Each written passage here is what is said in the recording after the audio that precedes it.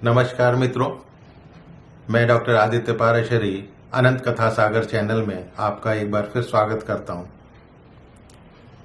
आज एक इतिहास की भूली हुई घटना को याद दिलाना चाहता हूं। आजकल आप सुन ही रहे होंगे टेलीविजन पर अरबी लोगों के आक्रमण या अफगानी लोगों के आक्रमण के बारे में। कभी कभी लगता है कि क्या ये कुछ नया हो रहा है। नया नहीं है, ये बहुत पुराना है, इतिहास में दर्ज है, लेकिन इसको छिपाया गया या इसको उतनी इम्पोर्टेंस नहीं दी गई जितनी दी जानी चाहिए थी। ये 711 ईस्वी की बात है। अरब का पहला मुस्लिम आक्रमणकारी जो इतिहास में दर्ज है उसका नाम था मोहम्मद बिन कासिम, और उसके आतंकवादियों ने मुल्तान विजय के बाद हिंदुस्तान के गांवों में भीषण रक्तपात मचाया था, लूट खसोट मचाई थी, हजारों स्त्रियों की छातियां नोच डाली थीं। पता नहीं कितनी ही किशोरियों ने अपनी लाज बचाने के लिए, अपने शील की रक्षा करने के लिए कुएं तालाब में कूदकर अपनी जान दे दी थी। युवाओं को या तो मार डाला गया था या गुलाम बना लिया गया था। भारतीय सैनिकों ने शायद ऐसी बर्बरता पहली बार देखी थी। उसी में एक बालक तक्षक के पिता कासिम की सेना के साथ युद्ध करते हुए वीर गति को प्राप्त हो गए। लुटेरी अरब सेना जब तक्षक के गांव में पहुंची थी तो वहां पे हाहाकार मचा हुआ था। औरतों को घरों से जबरदस्ती निकाल कर उनकी देह लूटी जा रही थी, बलात्कार हो रहे थे। भय से आक्रांत तक्षक अपने घर में ये सब देखकर कांप उठा था। तक्षक और उसकी 2 बहनें भी वहां पर थीं जो कांप रही थी डर के मारे। तक्षक की मां पूरी परिस्थिति समझ चुकी थी। उसने जैसे एक बार एक निर्णय पर पहुंच गई। उसने तीनों बच्चों को अपने पास बुलाया, छाती से लगाया और रो पड़ी। फिर देखते ही देखते एक छतरानी की तरह उसने अपनी तलवार म्यान से निकाली और अपनी दोनों लड़कियों के सिर धड़ से अलग कर दिए।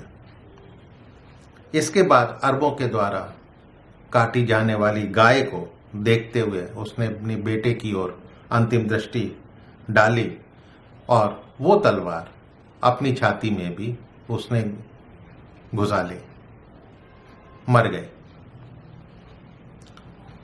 तक्षक ने मृत अवस्था में अपनी मां को देखा।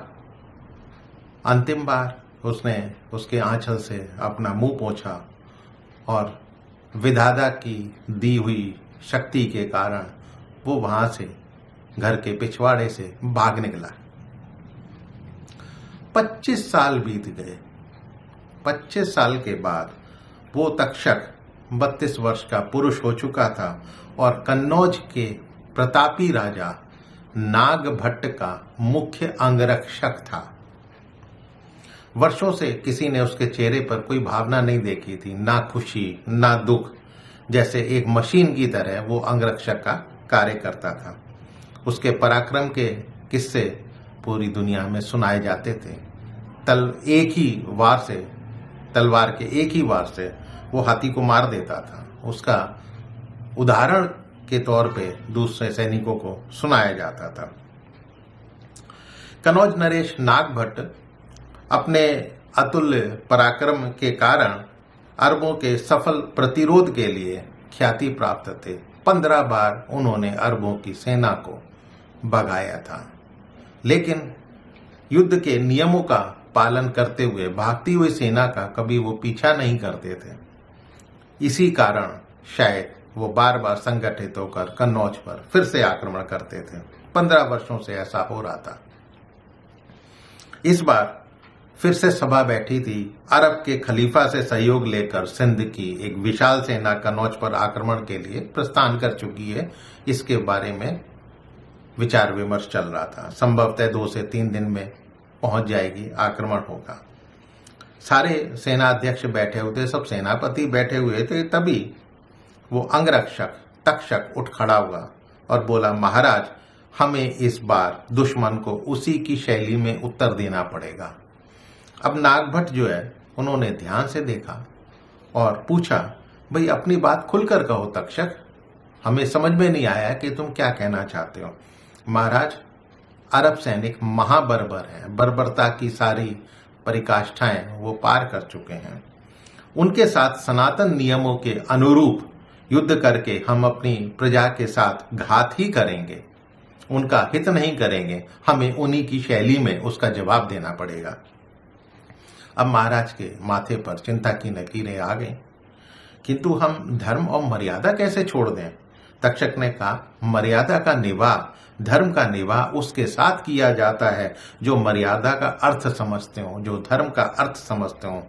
वो तो धर्मोन्मत्त राक्षस हैं, धर्म के उन्माद में ग्रसित राक्षस हैं।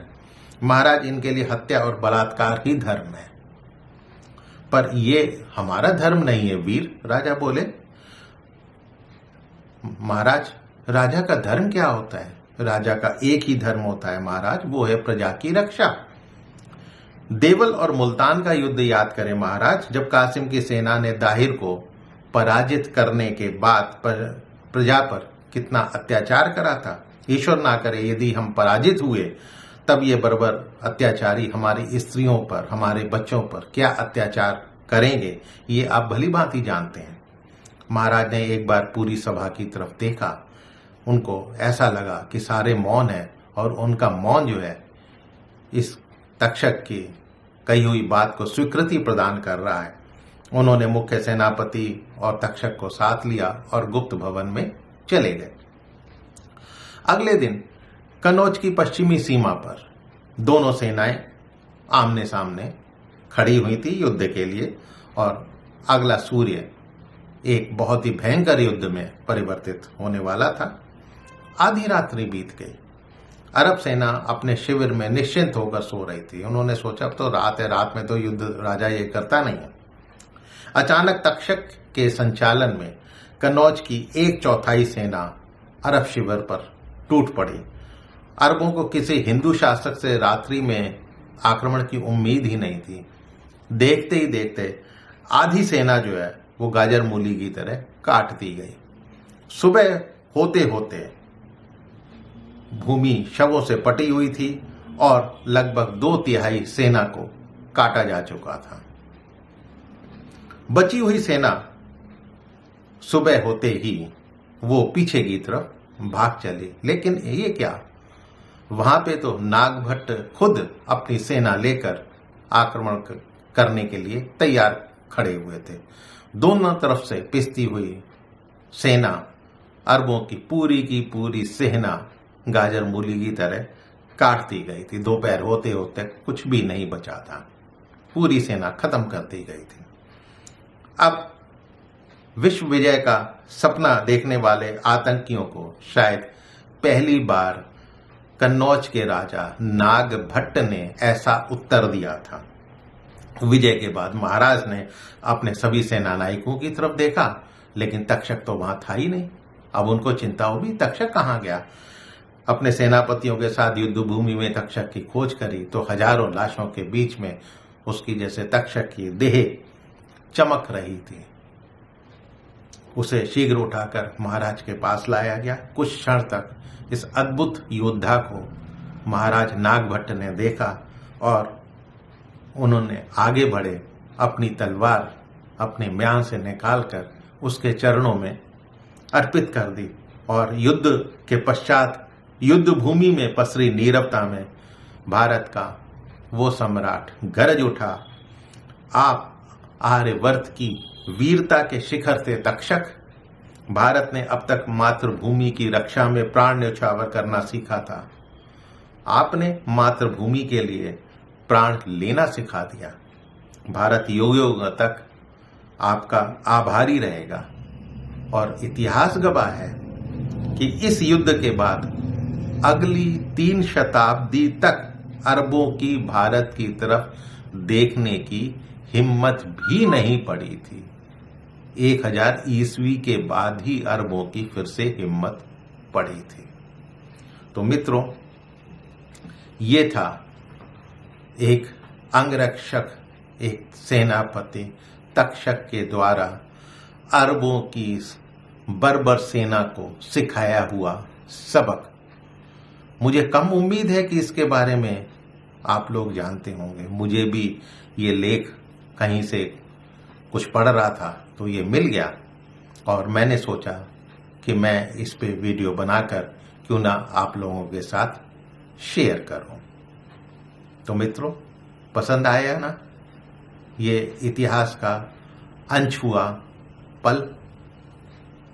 मेरे चैनल को सब्सक्राइब करना मत भूलिएगा और यदि हो सके तो इसको अपने इष्ट मित्रों से शेयर जरूर कीजिएगा और अपनी आगे आने वाली जनरेशन को इस शौर्य गाथा के बारे में बताइएगा जरूर। फिर मिलता हूं किसी नए किस्से कथा कहानी के साथ। तब तक आपसे इजाजत। नमस्कार।